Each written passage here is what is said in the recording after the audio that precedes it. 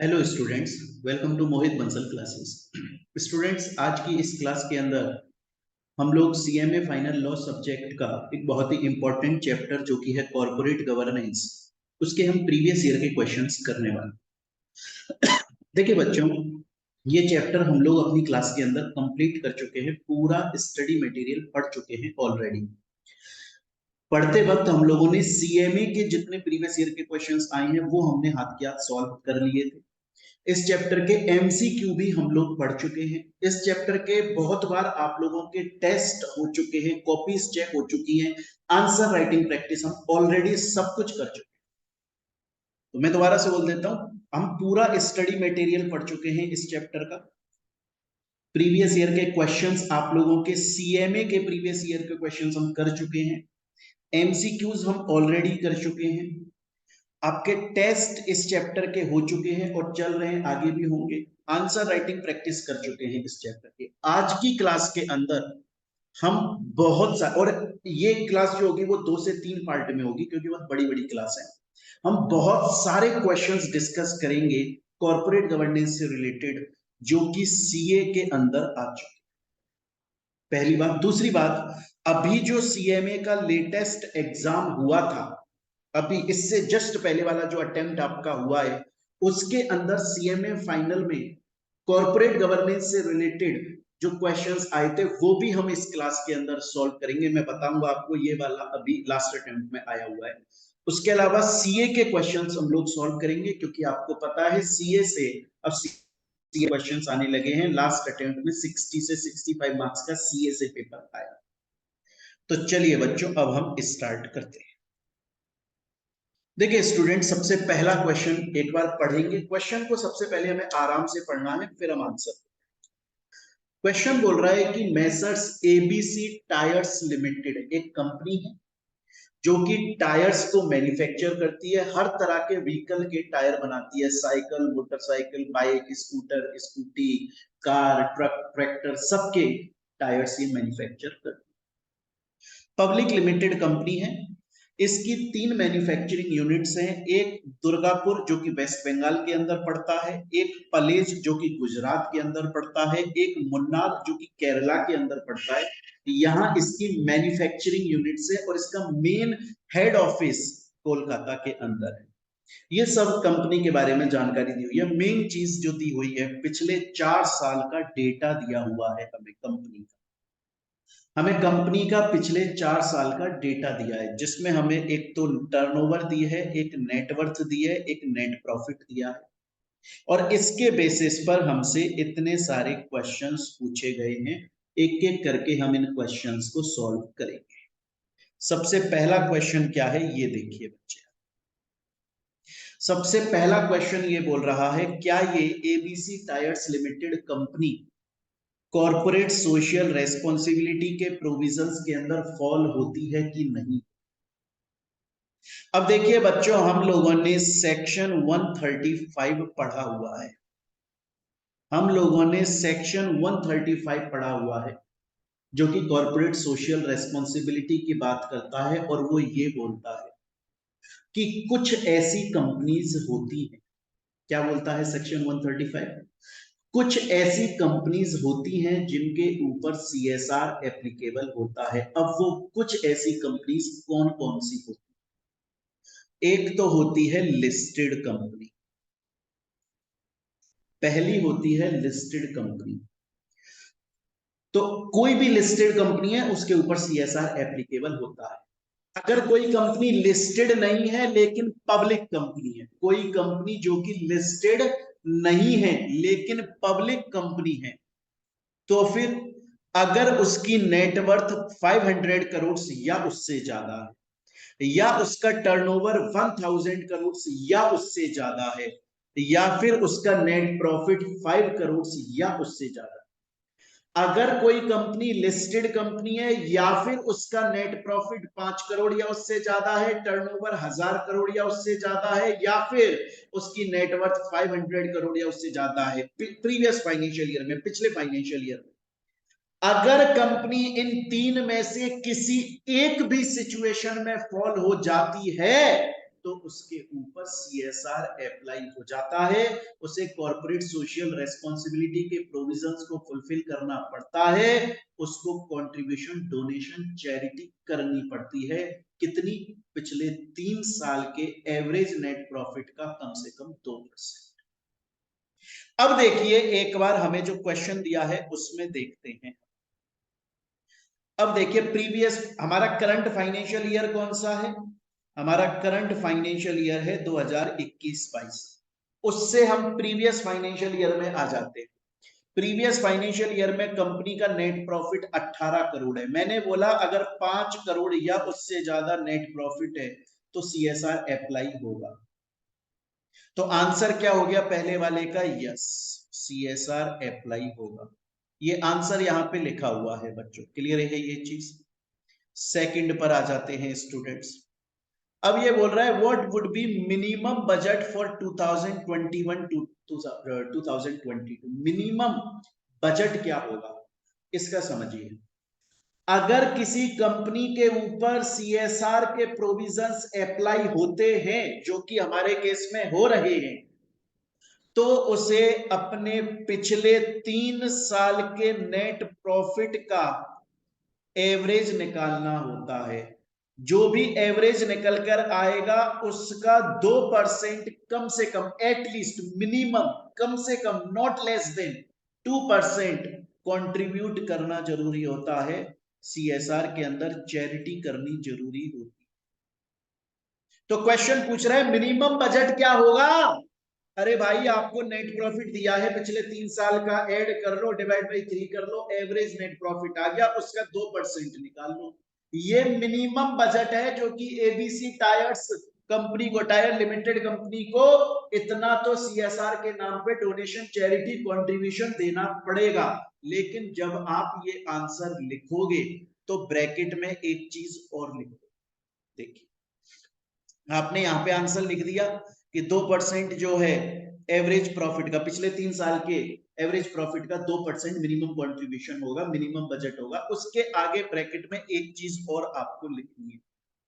आपको ये लिखना है ये जो 2% की लिमिट है, जो कि मिनिमम लिमिट है, जो कि कंपनीज को कंट्रीब्यूट करना जरूरी है, जिनके ऊपर CSR अप्लाई हो रहा है, हमारे केस में हो रहा है, ये 2% की लिमिट बिफोर टैक्स। जब इसमें टैक्स ऐड हो जाता है तो ये लिमिट इंक्रीज हो जाती है। आप ये चीज लिख के आइएगा। उससे फायदा क्या होगा? उससे फायदा ये होगा कि जो बंदा कॉपी चेक कर रहा है वो बोलेगा कि यार इसको पता है मिनिमम बजट, हालांकि इसने लिखा पिछले 3 साल के एवरेज नेट प्रॉफिट का 2%, ये मिनिमम बजट होता है, लेकिन टैक्स लगने के बाद में ये मिनिमम बजट बढ़ जाता है। फिर जो टैक्स ऐड होने के बाद में अमाउंट आ रहा है वो हो जाता है मिनिमम। तो वो नोट में हम लिख देंगे कि टैक्स ऐड होने के बाद में ये बढ़ जाए। क्लियर है? इसके बाद में थर्ड क्वेश्चन पे आ जाते हैं बच्चों। ये बोल रहा है कि क्या इस कंपनी को CSR कमेटी कॉन्स्टिट्यूट करना जरूरी है? जी हाँ, यस। क्योंकि सेक्शन 135 एक बात और बोलता है। सेक्शन 135 ये बोलता है जिस कंपनी के ऊपर CSR अप्लाई हो रहा है, जरूरी है कि उसको CSR कमेटी कॉन्स्टिट्यूट करनी पड़ती। क्यों? क्योंकि उस कमेटी का काम होता है ये चेक करना कि कंपनी के ऊपर CSR अप्लाई हो रहा है कि नहीं हो रहा है। पहली बात, हो रहा है तो उसको कितना मिनिमम अमाउंट विड्रॉ कंट्रीब्यूट करना पड़ेगा, क्या उसने वो कंट्रीब्यूट कर दिया कि नहीं कर दिया, कहीं ऐसा तो नहीं है कि कुछ अमाउंट जो है वो उसके पास में बच गया। ये सब CSR कमेटी चेक। स्टूडेंट बोलता है ये सब तो मुझे समझ में आ गया, लेकिन मेरा एक क्वेश्चन है आपसे। मैंने बोला पूछिए। बोला सर ये जो CSR कमेटी है इसके अंदर कम से कम कितने लोग होते हैं? एटलीस्ट 3 मेंबर्स, कम से कम 3 मेंबर होते हैं इस CSR कमेटी के अंदर। स्टूडेंट बोला ठीक है सर, कम से कम 3 मेंबर होते हैं, मैं समझ गया, लेकिन फिर से एक डाउट है। ये सर जो 3 मेंबर होते हैं आखिर ये होते कौन है? ये कंपनी के डायरेक्टर्स होते हैं। जैसे मान के चलो इस एबीसी के अंदर 15 डायरेक्टर हैं टोटल, उनमें से कोई 3 इस सीएसआर कमेटी के अंदर मेंबर बन जाएंगे। एक्चुअली में पर्सन को कंपनी के अंदर डायरेक्टर बोला जाता है, लेकिन जब वो कमेटी में आ जाता है तो उसे मेंबर बोलने लग जाते हैं। कमेटी में डायरेक्टर नहीं होता है, कमेटी में चेयरपर्सन होता है या मेंबर्स। तो कम से कम 3 मेंबर होंगे, जिनमें से एटलीस्ट एक इंडिपेंडेंट डायरेक्टर होना चाहिए। स्टूडेंट बोलता है सर अभी तक मुझे आपने इन 3 के जवाब बता दिए, बड़ा ही सिंपल है, मुझे समझ में आ गया। पहले तो क्वेश्चन देखकर ऐसा लग रहा था बहुत बड़ा है, बट अब मेरे लिए बड़ा इजी हो गया। अब आ जाते हैं नेक्स्ट। अब ये बोल रहा है कि चलो सीएसआर के अंदर मिनिमम 2% कंट्रीब्यूट करना पड़ता है, ये सब तो ठीक। इसके अलावा और भी कोई ऑब्लिगेशन होते हैं क्या? जी हाँ होते हैं। सेम उसी फाइनेंशियल ईयर के अंदर, in that particular financial year, उसी फाइनेंशियल ईयर के अंदर सीएसआर का पूरा पैसा खर्च हो जाना चाहिए, मतलब पूरा का पूरा पैसा कंट्रीब्यूट हो जाना चाहिए। उसके अलावा सीएसआर 1 जो फॉर्म होता है वो फिल करना पड़ता है। देखिए पूरा का पूरा पैसा उसी फाइनेंशियल ईयर में खत्म हो जाना चाहिए। सीएसआर 1 जो है वो फॉर्म फाइल करना पड़ेगा, और हर कंपनी को अपनी बोर्ड रिपोर्ट के अंदर, क्योंकि बोर्ड रिपोर्ट एनुअल रिपोर्ट का पार्ट होती है, इस हर कंपनी को अपनी बोर्ड रिपोर्ट के अंदर पूरी डिटेल्स लिखनी पड़ेंगी सीएसआर की, कि कितना पैसा सीएसआर के लिए निकाला गया, कहां पर खर्च किया गया, उन जिनके ऊपर खर्च किया गया उनकी लाइफ में अब क्या इम्पैक्ट आया, क्या बेहतरी आई, क्या उन्होंने ग्रो करा, हमारा पैसा सही जगह तो लगा, ये अगर क्या हमने पूरा पैसा 1 साल में खर्च कर दिया, नहीं करा तो कितना बच गया, ये सब चीजें बतानी जरूरी होती है। ये अदर ऑब्लिगेशन। मेन ऑब्लिगेशन तो क्या है कि प्रीवियस 3 फाइनेंशियल ईयर का कम से कम 2% कंट्रीब्यूट करना पड़ेगा, ये अदर ऑब्लिगेशंस है। स्टूडेंट बोलता है मेरे को सब समझ में आता है, आगे बताओ। आगे भैया आपके ये जो 2 क्वेश्चन है, क्वेश्चन नंबर 5 और क्वेश्चन नंबर 6, इन दोनों का एक ही आंसर हो सकता है। पहले आप लॉ समझो। मैंने आपसे बोला जैसे इस वक्त हमारा करंट फाइनेंशियल ईयर कौन सा है जिसमें हमें पैसा खर्च करना है? 2021। तो जो सीएसआर का अमाउंट हमारा निकल के आ रहा है कंपनी का, वो उसे इस फाइनेंशियल ईयर में खत्म कर देना है। सपोज करो कि पूरा पैसा स्पेंड नहीं हुआ, पूरा पैसा खर्च नहीं हुआ, फाइनेंशियल ईयर खत्म हो गया, लेकिन पूरा का पूरा पैसा जो इस फाइनेंशियल ईयर में खर्च हो जाना चाहिए था, कंट्रीब्यूट हो जाना चाहिए था, डोनेट हो जाना चाहिए था, इन्वेस्ट हो जाना चाहिए था, नहीं। तो भैया जिस दिन फाइनेंशियल ईयर एंड हुआ उसके 30 दिन के अंदर अंदर कंपनी एक सेपरेट बैंक अकाउंट ओपन करेगी। उस बैंक अकाउंट का नाम होगा अनस्पेंट सीएसआर अकाउंट, और उसके अंदर वो पैसा डाल दिया जाएगा। ये यहाँ पर आंसर्स में एक एक चीज लिखी हुई है। अनस्पेंट सोशल रेस्पॉन्सिबिलिटी अकाउंट कितने दिन में? फाइनेंशियल ईयर खत्म होने के 30 दिन के अंदर। स्टूडेंट बोलता है सर मुझे समझ में आ गया। अब आप देखिए बच्चों, आपने स्टडी मटेरियल भी पढ़ लिया था, हमने सीएमए के क्वेश्चंस भी कर लिए थे, हमने एमसीक्यूज भी कर लिए थे, लेकिन फिर भी ये क्वेश्चन एग्जाम में आता तो आप लोगों को थोड़ी सी तकलीफ देता, क्योंकि ये क्वेश्चन सीए से बिलोंग करता है, इसीलिए हम लोग सीए के भी क्वेश्चंस करते हैं। अब देखिए नेक्स्ट क्वेश्चन मैं आपको जो बताने वाला हूं स्टूडेंट्स, ये अभी लास्ट अटेम्प्ट में 5 मार्क्स का क्वेश्चन आया है सीएमए फाइनल के पेपर, लेकिन मैं आपको ये बोल सकता हूं मोस्ट ऑफ द स्टूडेंट्स का आंसर गलत होता है इसके अंदर। क्वेश्चन ये पूछ रहा है कि 2014 के अंदर, क्वेश्चन में इतना कुछ लिखा नहीं, मैं क्वेश्चन समझा रहा हूं आपको प्रॉपर तरीके से। 2014 के अंदर सीएसआर के रूल्स आए थे, क्योंकि कंपनीज एक्ट 2013 उस वक्त नया नया अप्लाई हुआ था, और जब एक्ट अप्लाई हुआ तो थोड़े दिन बाद में एक्ट को और मजबूती और क्लैरिफिकेशन देने के लिए, अच्छी अंडरस्टैंडिंग देने के लिए 2014 के अंदर सीएसआर के रूल्स आए। उनमें से एक रूल था जिसका नाम है रूल 8। वो रूल 8 ये बोलता है कि जिस भी कंपनी के ऊपर सीएसआर के प्रोविजन अप्लाई हो रहे हैं उसको कुछ डिस्क्लोजर देने पड़ते हैं। जो कंपनी सीएसआर में कंट्रीब्यूशन दे रही है, चैरिटी कर रही है, डोनेशन दे रही है, उसको कुछ डिस्क्लोजर देने पड़ते हैं, उसको कुछ पर्टिकुलर्स बताने पड़ते हैं गवर्नमेंट को, स्टॉक एक्सचेंज को, मेनली कंपनी के शेयर होल्डर, स्टेक होल्डर्स। वो पर्टिकुलर्स क्या होते हैं जो उसे बताने। ये क्वेश्चन लास्ट अटेम्प्ट में आया है, मैं समझा देता। देखिए क्या क्या बताना पड़ता है। सबसे पहले तो कंपनी को बताना पड़ता है कि उसकी कॉर्पोरेट सोशल रेस्पॉन्सिबिलिटी जो है उसकी पॉलिसी क्या है। उसे सीएसआर कमिटी के बारे में बताना पड़ता है कि उसकी सीएसआर कमिटी में कौन कौन बैठता है। उसे अपनी वेबसाइट के ऊपर ये सब चीजें बतानी पड़ती है कि इस साल हमारा इतना सीएसआर बना, हम यहां पर नॉर्मली पैसा खर्च करते हैं या इस एक्टिविटी में डोनेशन देते। उसके अलावा उसको अपने पिछले 3 साल का एवरेज नेट प्रॉफिट बताना पड़ता है। फिर उनका 2% निकाल के बताना पड़ता है कि कितना सीएसआर में उनको मिनिमम खर्च करना जरूरी है। फिर उनको बताना पड़ता है कि ये जो सीएसआर का पैसा है कहीं पर इन्वेस्ट उन्होंने किया है तो क्या उससे सरप्लस जनरेट हुआ है। जैसे गरीब बच्चों के लिए कुछ इन्वेस्टमेंट कर दिया, क्या उससे सरप्लस जनरेट हुआ है कि नहीं हुआ। फिर उसके अलावा अगर प्रीवियस ईयर का कोई सीएसआर था जो कि पहले ही प्रीवियस ईयर में ही इन्वेस्ट हो जाना चाहिए था लेकिन वो बच गया था इस वाले ईयर के लिए, तो यहां उसे सेट ऑफ किया कि नहीं किया। क्लियर है।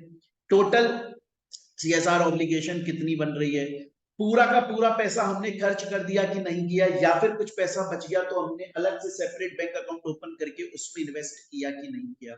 ये सब कुछ बताना पड़ता है। ये तो बहुत ही इजी है बच्चों।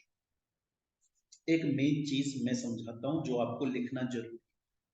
ये तो इजी है, ये तो आप लोग लिख आओगे आंसर।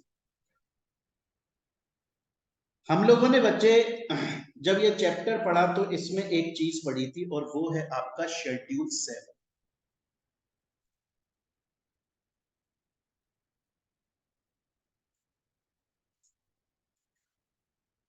वो ये बताता है कि एक कंपनी सीएसआर के अंदर पैसा कहां कहां पर कंट्रीब्यूट कर सकती है। कंपनी हर जगह पर सीएसआर का पैसा नहीं लगा सकती। ऐसा नहीं है कि अमिताभ बच्चन को जाके आप बोलो कि मैं आपको सीएसआर का पैसा देना चाहता हूं, उसको जरूरत नहीं है, वो अमीर आदमी। अब ऐसी जरूरतमंद लोगों को दोगे ना सीएसआर का पैसा। तो शेड्यूल 7 में बताया हुआ है कि भुखमरी मिटाने के लिए, गरीब या अनाथ बच्चों के लिए, वुमेन एम्पावरमेंट के लिए, पॉवर्टी को एरेडिकेट करने के लिए, एजुकेशन सिस्टम को बढ़ाने के लिए, ऐसी जगह पे आप पैसा खर्च कर सकते।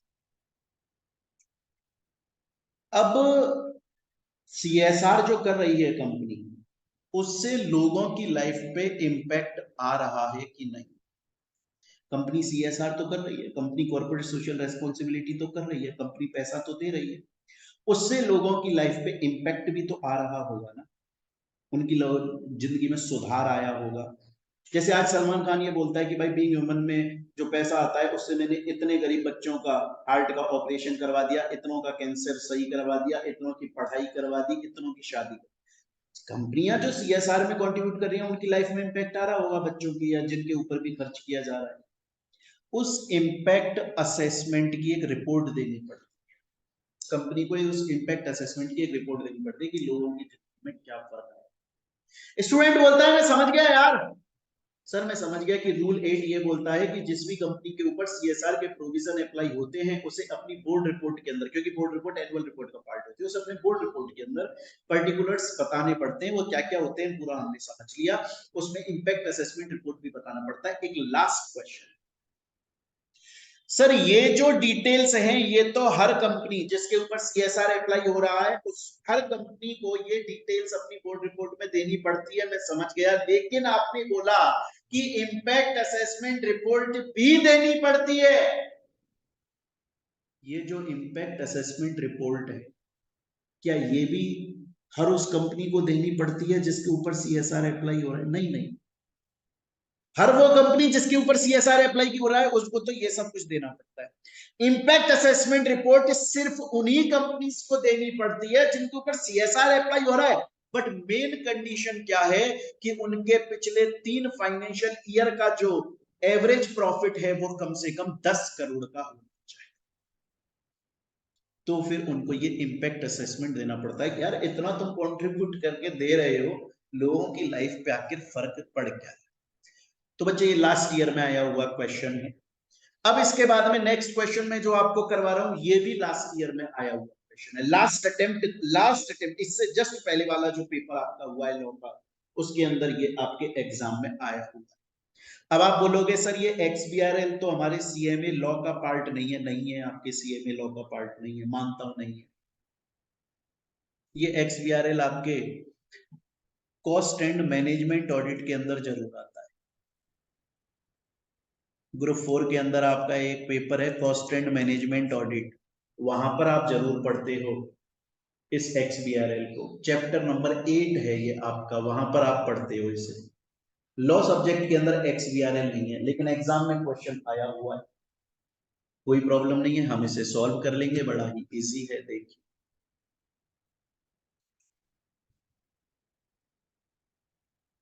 सबसे पहले आप समझिए कि XBRL होता क्या है, इसकी फुल फॉर्म समझिए। Extensible business reporting language. Extensible business reporting language, ये एक सॉफ्टवेयर होता है। इसकी पूरी कहानी समझिए, आपकी ये XBRL आखिर इंट्रोड्यूस ही क्यों हुआ, समझिएगा। बहुत ही सिंपल है, लाइव समझाता हूं आपको। क्या होता है बच्चों, जब आप कंपनी में चले जाओगे ना, और कंपनी सेक्रेटरी, जो हम तो सीए में पढ़ रहे हैं, मैं CS की बात करके समझा रहा हूं क्योंकि उनका ये मेन काम होता है।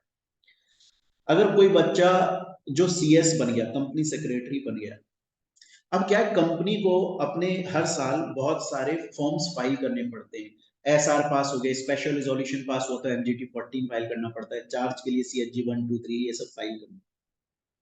जो भी फॉर्म होता है ना बच्चे, उसको फाइल कैसे किया जाता है, देखो जो कंपनी वाला होता है, जैसे CS होता है कंपनी सेक्रेटरी, वो पहले MCA की वेबसाइट पर जाता है, मिनिस्ट्री ऑफ कॉर्पोरेट अफेयर्स की वेबसाइट पर जाता है, गूगल ओपन करता है, MCA को ओपन करता है, वहां से फॉर्म को डाउनलोड कर लेता है, उसको फिल करता है और उस पर अपनी सिग्नेचर लगाता है, और जो डायरेक्टर ऑथोराइज्ड है उसके सिग्नेचर लगाता है।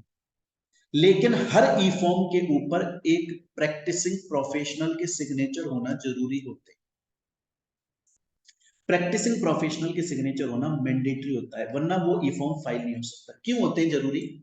क्योंकि देखो कंपनी के बंदे ने उस फॉर्म को भरा और अपने सिग्नेचर किए, हो सकता है वो उस फॉर्म के अंदर कोई झूठी बात लिख दे, लेकिन जो प्रैक्टिसिंग प्रोफेशनल है, PCS प्रैक्टिसिंग कंपनी सेक्रेटरी या चार्टेड अकाउंटेंट या CMA, जो प्रैक्टिस कर रहा है, जो अपनी दुकान खोल के बैठा है, जो अपनी फर्म खोल के बैठा है, जो कंपनी का एम्प्लॉय नहीं है, नौकर नहीं है, नौकर मतलब कंपनी का एम्प्लॉय नहीं, कंपनी के लिए काम नहीं करता, बाउंड नहीं है, वो बंदे के पास में जब ये ई फॉर्म जाएगा ना, तो वो चेक करता है कि कंपनी ने इस ई फॉर्म के अंदर कोई गलत इंफॉर्मेशन तो नहीं लिख दी, झूठी बात तो नहीं लिख दी, और गवर्नमेंट उस प्रैक्टिसिंग, और फिर वो अपनी सिग्नेचर करता है।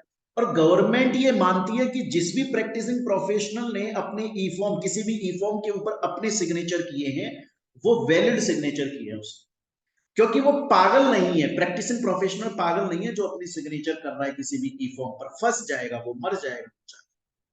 इसलिए जो भी प्रैक्टिसिंग प्रोफेशनल अपनी सिग्नेचर कर रहा है, वो एक्चुअली में सही सिग्नेचर कर रहा हो। समझना इस बात को।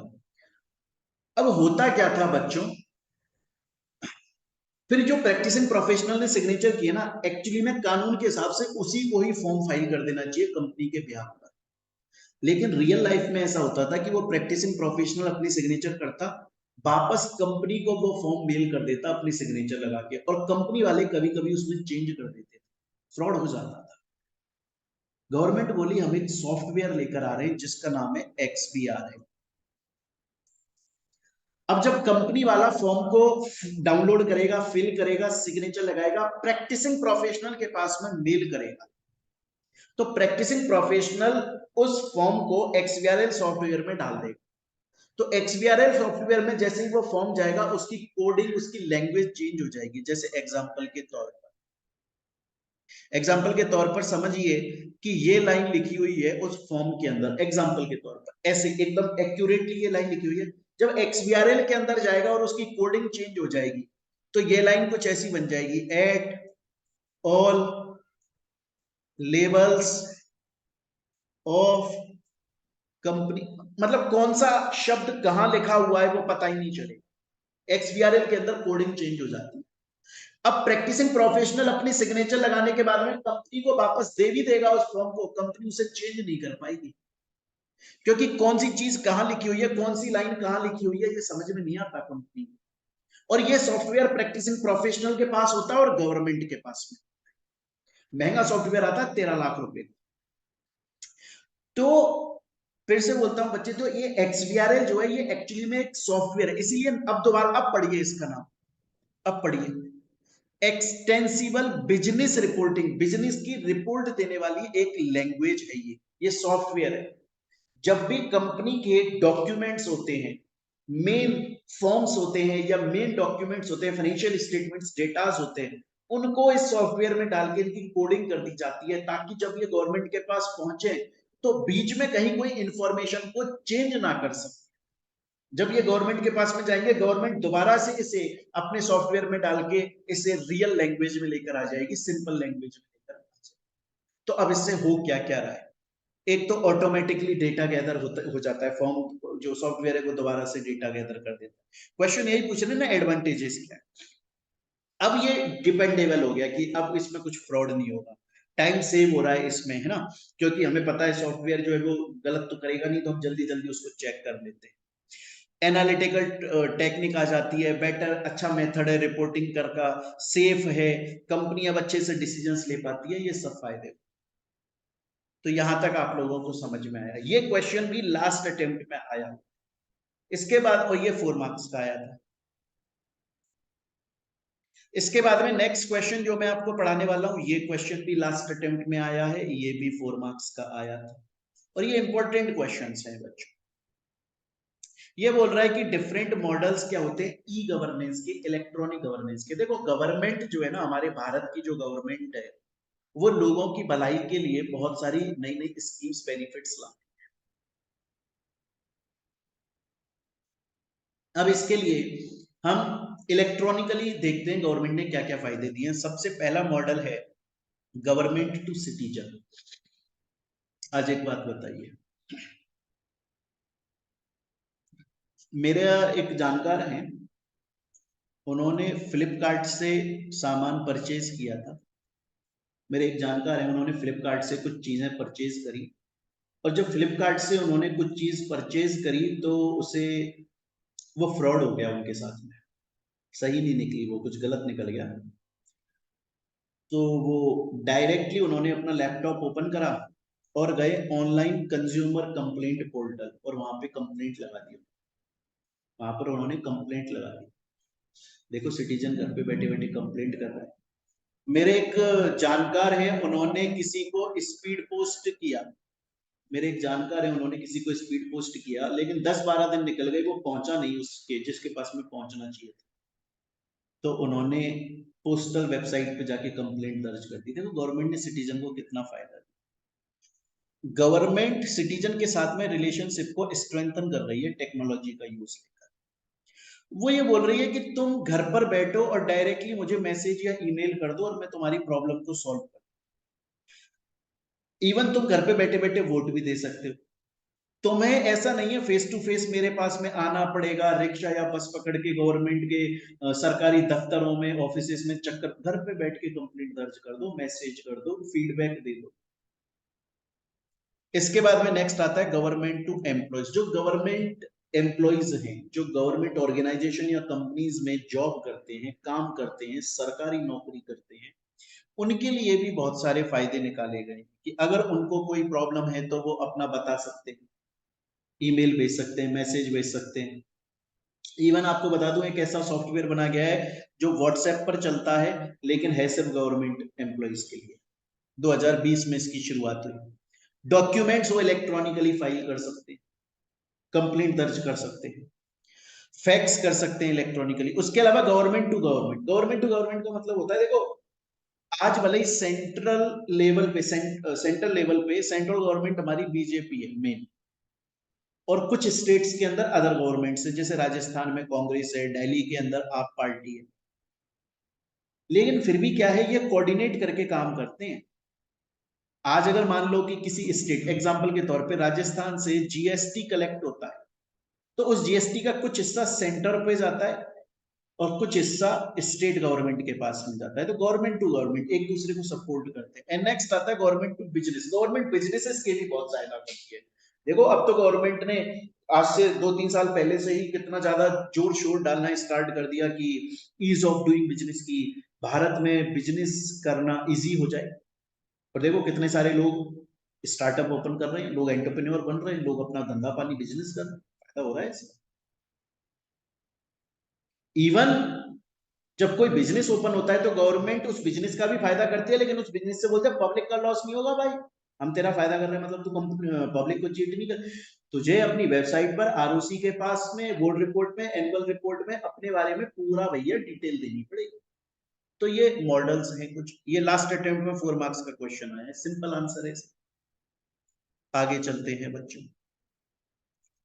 नेक्स्ट क्वेश्चन ये बोल रहा है कि देखिए बिजनेसेस दो टाइप के होते हैं, हमने क्लास में पढ़ा भी था, अपने जब चैप्टर हमने पढ़ा था। एक होता है फैमिली बिजनेस, जिसमें जैसे जो मेरे दादाजी कर रहे थे बिजनेस, फिर मेरे पिताजी करने लगे, फिर मेरे बड़े भाई साहब करने लगे, फिर मैं आ गया, फिर आगे की जनरेशन। फैमिली बिजनेस है ना, जैसे रिलायंस हो गए, पहले धीरू भाई अंबानी साहब जो थे वो करने लगे, फिर मुकेश अंबानी जी और अनिल अंबानी जी लगे, मुकेश अंबानी जी करने लगे, अब उनके बच्चे कर रहे हैं, फिर फ्यूचर में उनके जो आगे जनरेशन बनेगी फिर वो करने लग जाएंगे। और एक होता है नॉन फैमिली बिजनेस, जिसमें ऐसा नहीं होता कि परिवार का इंसान ही आकर बैठता है, नहीं, वो बदलते रहते, चेंज। क्वेश्चन ये पूछ रहा है कि जो फैमिली बिजनेस है उसमें कुछ फायदे भी होते हैं लेकिन कुछ नुकसान भी होते हैं, डिसएडवांटेज भी होते हैं, है ना। तो फैमिली बिजनेस के अंदर क्या ऐसे डिसएडवांटेजेस हैं जो नॉन फैमिली बिजनेस में नहीं। सबसे पहले आ जाता है स्टाफ रिक्रूटमेंट। देखो क्या होता है, आज अगर फैमिली बिजनेस है, एग्जांपल आज रिलायंस को लीजिए, आज मुकेश अंबानी जी जो हैं उन्होंने मेन अपने बच्चे को बना दिया, क्योंकि फैमिली बिजनेस है, सही बात है। लेकिन और उनमें शायद टैलेंट होगा, नो डाउट उनमें होगा, वो जानते होंगे बिजनेस करना, जो उनके बच्चे हैं।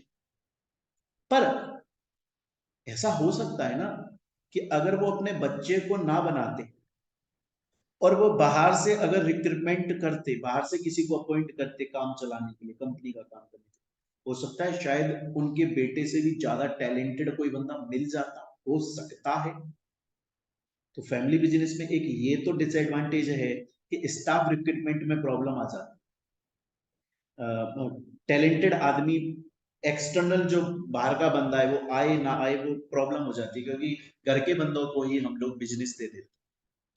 अच्छा, उसमें एक और चीज हो जाती है फैमिली बिजनेस में, आप देखिएगा, अगर मान के चलिए बाहर का बंदा अपॉइंट भी कर रहे हो, तो अगर उस बिजनेस के अंदर फादर साहब भी आते हैं और बेटा भी आता है, तो फादर साहब तो ऐसे किसी बंदे को अपॉइंट करेंगे जिसको एक्सपीरियंस्ड है, और बेटा शायद किसी नए टेक्नोलॉजिकल पर्सन को, टेक्निकल पर्सन को अपॉइंट करेगा, तो भी प्रॉब्लम आने लग जाती। दूसरा, रेजिंग फंड्स फॉर ग्रोथ। अगर मानकर, एक्चुअली में क्या होता है फैमिली बिजनेस के अंदर, फंड्स पब्लिक से मांगना थोड़ा सा मुश्किल हो जाता है। क्यों मुश्किल हो जाता है? क्योंकि लोगों का उसके बच्चे के ऊपर उतना भरोसा नहीं रहता है जितना सिर्फ उसके। आज लोगों को मुकेश अंबानी पर भरोसा है, उनके बच्चों पर ज्यादा भरोसा नहीं है, क्योंकि अभी तक उन्होंने कुछ इतना बड़ा अचीव नहीं किया। कर लेंगे फ्यूचर में, अभी तक नहीं किया। उनके नाम पे अगर पैसा रेज किया जाए तो बड़ा मुश्किल सा काम हो जाएगा। मैं एग्जाम्पल के तौर पे आपको बताता हूँ, मैं जिस एरिया में, जहां से जो मेरा नेटिव प्लेस है, वहां पर बीजेपी से एक नेता इलेक्शन लड़ते थे, उनका नाम था दिगंबर सिंह जी, और कांग्रेस के थे, उनका नाम है विश्वेंद्र सिंह जी। अब इन दोनों में तो कांटे की टक्कर होती थी, और ज्यादातर ये बीजेपी वाले जीत जाते थे, जो दिगंबर सिंह जी, बट इनकी डेथ हो, तो इनका एक बेटा शैलेश करके हैं, वो आ गए। वो सोचे कि अब उनकी अपने पिताजी की जगह पे वो लड़ेंगे, लेकिन लोगों का भरोसा इनके ऊपर था, लोग इनको चाहते थे, इनको प्यार करते। इनके बच्चे को उतना प्यार नहीं मिला और ये हार गए, और ये दिगंबर सिंह जो विश्वेंद्र सिंह है वो जीते। ये होता है, उस बच्चे के नाम पे वोट मांगना, या अगर मैं कंपनी के सेंस में बोलूं फंड्स मांगना थोड़ा मुश्किल हो जाता है। फैमिली कॉन्फ्लिक्ट्स बहुत ज्यादा होता है, मैंने बोला ना फैमिली, क्योंकि डिसीजन मेकिंग में प्रॉब्लम आ जाती है। बच्चों को लगता है यार मेरे पास में तो कोई पावर ही नहीं है, सब कुछ तो पिताजी का ही चलता है, डिसीजन बड़े भैया का डिसीजन चलता है, मैं तो बस बैठता हूँ यहाँ पर आकर। ओनरशिप वर्सेस मैनेजमेंट, इसमें कहीं ये भी प्रॉब्लम आ जाती है कि जैसे आज सपोज कीजिए कि पिताजी भी ऑफिस आ रहे हैं, बड़े भाई भी ऑफिस आ रहे हैं और छोटा भाई भी ऑफिस आ रहा है, तो छोटे भाई के मन में ना जलन आती है, क्या डिसीजन तो मेरे पिताजी लेते हैं, बड़े भाई लेते हैं, यार मेरे को तो कोई पूछता ही नहीं है, तो मैं यहाँ ओनर तो हूं ही नहीं, मैं तो एक मैनेजमेंट का आदमी हूँ। इसका बेस्ट एग्जांपल है मिर्जापुर वेब सीरीज देखी है आपने? मिर्जापुर, मिर्जापुर में आपने मिर्जापुर 2 सीजन 2, उसमें देखिए एक तो दद्दा जैसे बोलते हैं, बिहार का जो सीन आता है, दद्दा जो ड्वार्फ होते हैं छोटे, उनके दो बेटे होते हैं, विजय वर्मा जो हीरो है, हम शक्ल डुप्लीकेट ना, डबल रोल है उनका। तो उसमें जो पिता होते हैं, जो बॉर्न ड्वार्फ होते हैं, और जो बड़ा बेटा होता है, उनके डिसीजन चलते हैं, जो छोटा बेटा होता है उसके डिसीजन ही नहीं चलते, वो खुद को मैनेजमेंट का हिस्सा मानने लग जाता है कि मेरी तो कोई पूछ ही नहीं है, तो वहां पर प्रॉब्लम आ जाती है। तो ये कुछ डिसएडवांटेजेस होते हैं, हालांकि हम क्लास में इनको डिस्कस कर चुके। तो मेरे ख्याल से यहां तक की बात आप लोगों को समझ में आएगी स्टूडेंट्स। देखिए ये कॉर्पोरेट गवर्नेंस चैप्टर बहुत इंपॉर्टेंट है, और इसके प्रीवियस ईयर के जो क्वेश्चंस हैं वो हम बहुत सारे, अभी तो ये बहुत ही कम क्वेश्चंस हैं, अभी तो बहुत सारे क्वेश्चंस हैं, कम से कम इसकी 3 से 4 एक्स्ट्रा क्लासेस और लगेंगी जिसमें हम प्रीवियस ईयर के क्वेश्चंस को सॉल्व करेंगे। तो बच्चों फिर मैं आपसे यही बोलने वाला हूं कि एक बार यहां तक आप लोग इसको पहले रिवाइज कर लीजिए, फिर नेक्स्ट क्लास में हम आगे के कुछ क्वेश्चंस को पढ़ेंगे, फिर नेक्स्ट क्लास में और क्वेश्चंस पढ़ेंगे, क्योंकि सीए से भी क्वेश्चंस आ रहे हैं। हमने सीएमए का स्टडी मटेरियल पढ़ लिया, प्रीवियस ईयर के सीएमए के क्वेश्चंस कर लिए, आपके एमसीक्यूज कर लिए, रेगुलर टेस्ट हो गए, और इस चैप्टर के आंसर राइटिंग प्रैक्टिस क्लास हो गई, सीए के क्वेश्चंस, और लास्ट अटेम्प्ट में जो सीएमए के क्वेश्चंस आए वो सॉल्व कर रहे हैं बच्चों इसको, ताकि हमारा 100% कंप्लीट होना चाहिए, क्योंकि अब आपका एग्जाम में 60 से 65 मार्क्स का सीए से पेपर आता है। तो चलिए बच्चों, मिलते हैं हम लोग हमारी नेक्स्ट क्लास के अंदर। Thank you students, take care.